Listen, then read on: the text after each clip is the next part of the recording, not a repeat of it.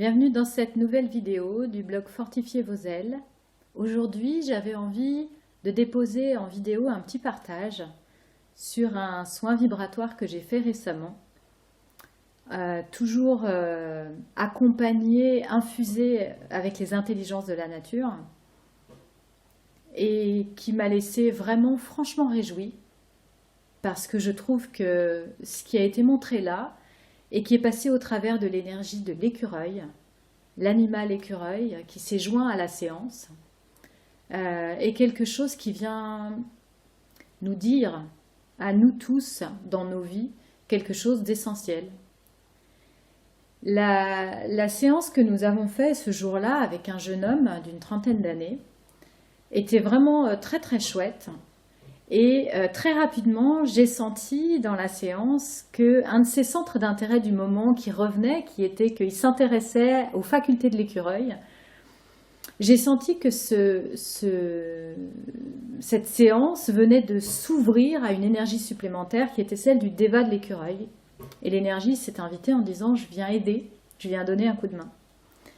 Et plus j'observais ce jeune homme et plus je me disais, alors il se reconnaîtra parce que je pense qu'il verra la vidéo, plus je me disais c'est vrai que c'est dingue, il a énormément dans sa vitesse d'expression, dans la façon dont son corps est extrêmement fin et lancé, très rapide, très mobile, il a énormément de points communs avec l'animal en fait.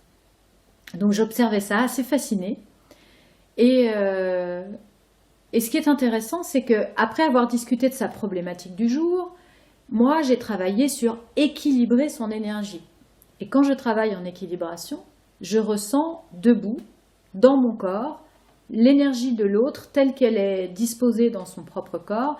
Je ressens à quel endroit c'est déséquilibré. Et puis, il y a un dialogue par le fait d'être disponible à la vie et au vivant qui fait que l'énergie s'ajuste. Moi, je sers simplement d'élément témoin participant activement par ma propre énergie, mais surtout d'éléments témoins pour dire « Ok, c'est confortable à vivre dans un corps humain, cette modif ou pas ». Et donc je ressentais toute la fébrilité, l'espèce d'hyper-agitation liée à cette énergie très rapide que ce jeune homme déployait dans sa vie. Et le déva de l'écureuil est entré en scène en disant « Laisse-moi faire ». Et écoute bien ce qui va se passer au niveau de l'énergie, et puis tu vas lui décrire ça, pour qu'il comprenne comment ça fonctionne. Et donc j'ai senti arriver, alors non pas une espèce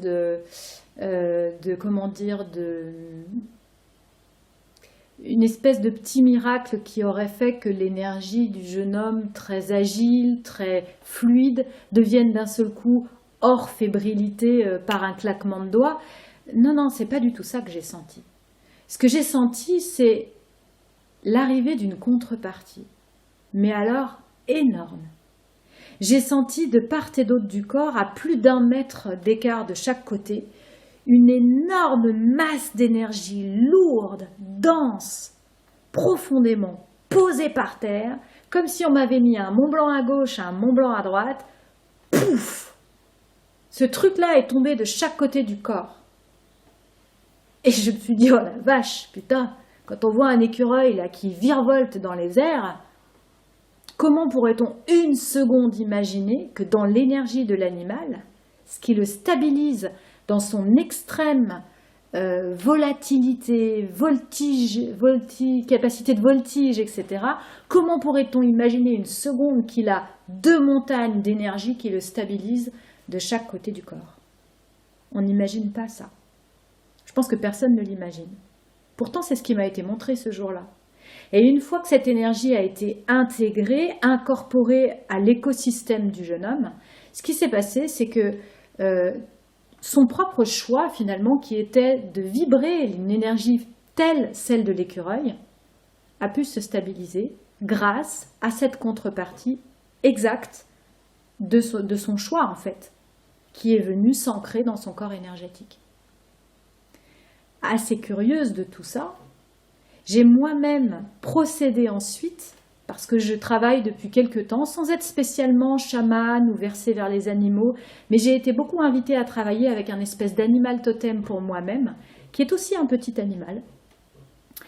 Et j'ai appelé le même débat pour moi dans les heures qui ont suivi en disant « Hey, il n'y aurait pas besoin d'une petite contrepartie chez moi aussi, parce que c'est pareil, si l'énergie de l'animal est venue à ma rencontre, c'est parce qu'elle vient m'apporter de l'équilibre et me questionner sur les endroits où je ne vis pas ma vie dans le bon équilibre ou dans les bons rapports de force, d'équilibre, de poids, de proportion. » Et la réponse a été oui.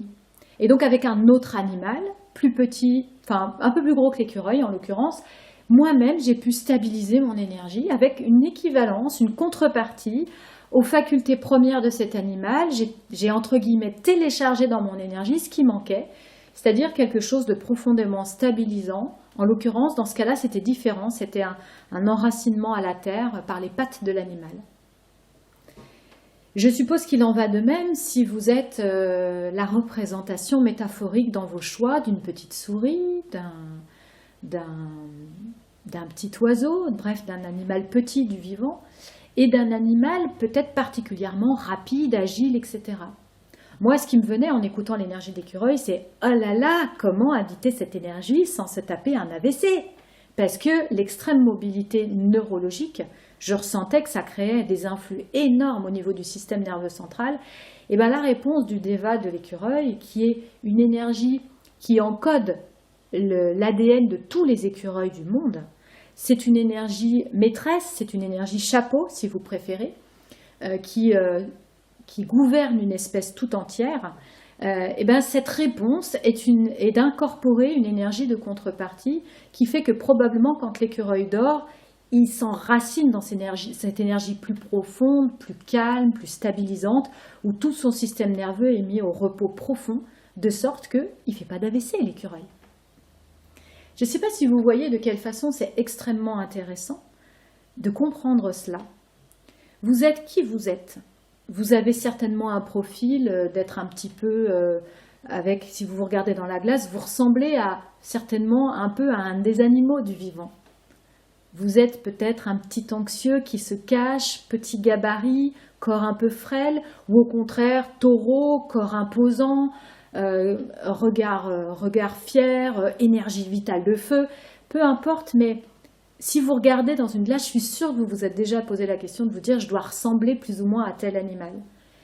Ce que vous êtes, ce que vous traduisez dans une glace, représente les choix de votre être profond. Et dans ces choix qui apparaissent, si on fait une correspondance avec le monde animal, qui lui aussi a eu à faire des choix pour le compte d'une espèce, ce qui est intéressant, c'est que les choix que vous faites pour vous-même, comprenez que vous vous sentirez stable dans ces choix quand vous aurez incorporé en vous la contrepartie de ces choix. Je vous donne un exemple que j'avais déjà travaillé, mais qui dit exactement la même chose. Je suis quelqu'un de profondément doux dans ma manière d'être. Et tout en laissant cette douceur sourdre de mes profondeurs au fil du temps, s'est révélée en moi une énergie qu'au début j'ai qualifiée de violence, tellement c'était intense, et tellement elle m'a fait remonter des épisodes extrêmement violents depuis les fins fonds de mon enfance, quoi. Et puis, au fil du temps, j'ai commencé à me dire « Putain, plus je veux être dans la douceur, et plus c'est la violence qui apparaît. » Puis un jour, j'ai enlevé l'étiquette de violence, et j'ai compris que c'était bien autre chose qui apparaissait là. Que c'était une énergie de force, et qu'aujourd'hui, dans mes séances, quelle n'est pas ma surprise quand ce qui est demandé dans l'énergie, c'est que je dégaine mon sabre comme un katana, et que je tranche dans le vif, dans certains liens éminemment toxiques entre les gens. Quand j'ai à faire ce genre de choses, je peux vous jurer qu'il y a une part de moi qui a zéro émotion et qui fait les choses comme un vrai guerrier parce que c'est ça qu'il y a à faire. Ça, c'est étrange, mais on ne l'imagine pas du tout quand on porte en nous la douceur. Parce qu'on s'imagine que la douceur, c'est les papillons et les petites fleurs bleues.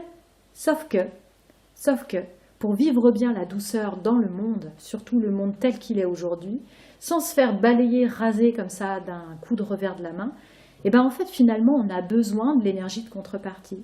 Et c'est parce que j'ai laissé s'incorporer en moi cette énergie de force que j'appelle l'énergie du sabre aujourd'hui, que je ressens que peut se déployer dans cette fraternité protectrice avec l'énergie du sabre, ma douceur. Comprenez donc que ce n'est pas parce que vous laissez rentrer dans votre vie une énergie de contrepartie que vous allez cesser de qualifier négativement en lui retirant son étiquette, ce ne sont que des énergies. Une énergie de force, d'intensité, d'épaisseur, de lourdeur sera toujours une énergie valable. Si elle vient en renforcement d'un choix que vous avez fait de vibrer quelque chose de léger, de sautillant, d'aérien, etc. Et inversement, quelqu'un qui veut incarner la montagne aura besoin d'énergie subtile, légère et virevoltante dans son aura pour pouvoir stabiliser l'ensemble et s'éviter l'enlisement, la stagnation, la dépression, j'en passe et des meilleurs. Moi, je ne sais pas vous, mais en comprenant ça, je me sens profondément réjouie parce que ce qu'on a tous sous les yeux quand on regarde les animaux, c'est une intelligence d'expression de qualité énergétique profondément enseignante à de multiples niveaux. Et ce qui est fabuleux, c'est que cette nature, ces animaux, est soucieuse aujourd'hui de partager ça pour nous aider, nous humains, à nous stabiliser selon nos volontés profondes, selon les choix de l'amour en nous et selon les élans de la vie en nous. Et la nature a beaucoup de joie à nous montrer ce qu'elle sait faire, là où elle a déjà réussi certains défis. Offrez-vous la même chose pour vous si vous avez pigé l'idée et si cet accueil de l'énergie de contrepartie vous parle. Si vous avez besoin d'aide pour le faire et que vous voulez un peu d'accompagnement, je pourrais aider ceux d'entre vous qui voudront le faire. En attendant, amusez-vous bien avec l'énergie de qui vous êtes et la contrepartie associée. Prenez soin de vous infiniment et à tout bientôt pour d'autres vidéos. Salut, salut!